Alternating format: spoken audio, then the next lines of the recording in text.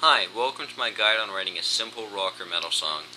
This is not a definitive guide on either of the genres. It's a step-by-step process that takes you through writing a song.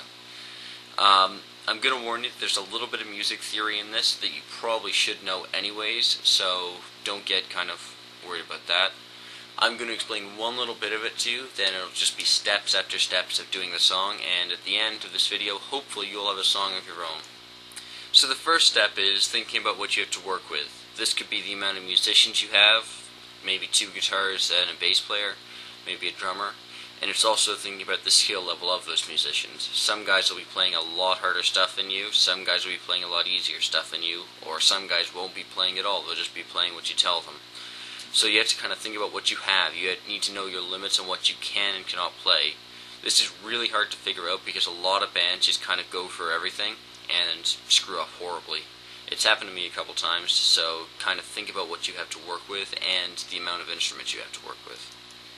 The next thing you kind of have to know is a simple song structure. This is one that will be used in this song and probably a lot more you'll write. It's pretty, it's in a lot of songs out there. One band that stick to it like its religion is Linkin Park, but a lot of bands use it.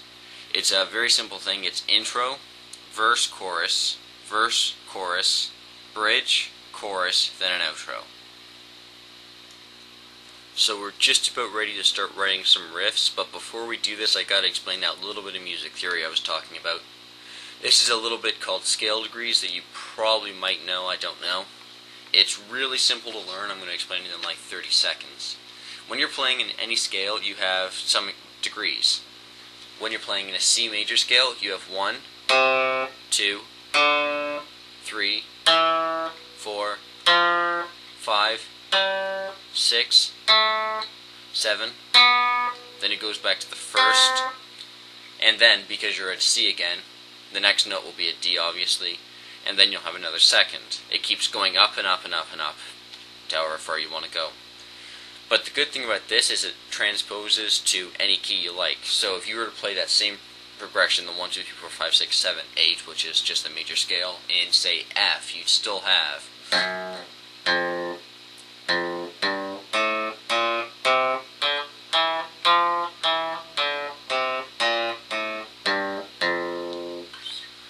This also applies to minor scales, so if you're playing an A minor, for example,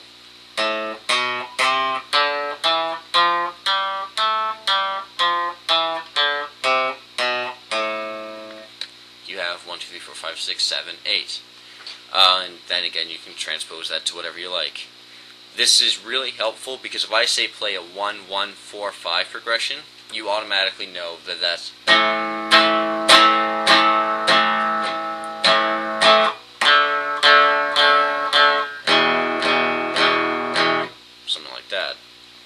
That's an A minor. If you wanted to play an A or a 1, 4, 5 in, for example, D, you could just as easily do that using the same kind of numbers, the 1, 2, 1, 4, 5. So that's really easy to understand, and if you don't understand it, you can probably find another video on YouTube explaining it or on the internet elsewhere. So now we're on to writing our first bit of the song, which is the intro. An intro is designed to grab your listener's attention and kind of show them what the song's going to be like, so you don't want anything that's amazing, but you want it to catch attention. For this, I'm just going to write a simple power chord progression and put a lead line over it. The bass and drums, I really am not going to do too much with. I'm going to keep them really simple because this is a simple song. So the riff is going to go like this.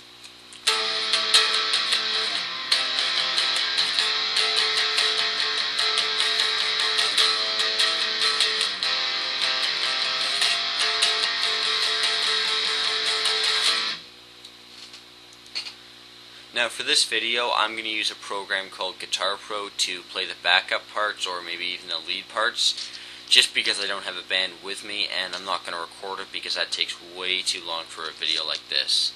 So I'm just going to throw that into Guitar Pro, which takes about 2 seconds. It's a great program, and then I'm going to play a lead part over that to show you.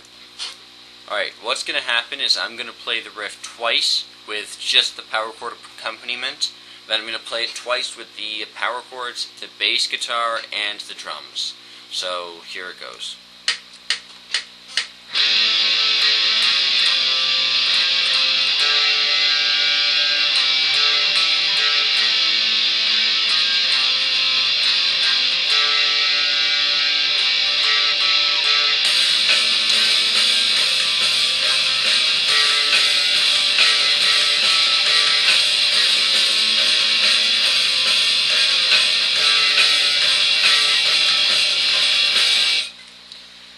Okay, now a lot of you would have recognized that as a simple A minor scale, but some of you might not have.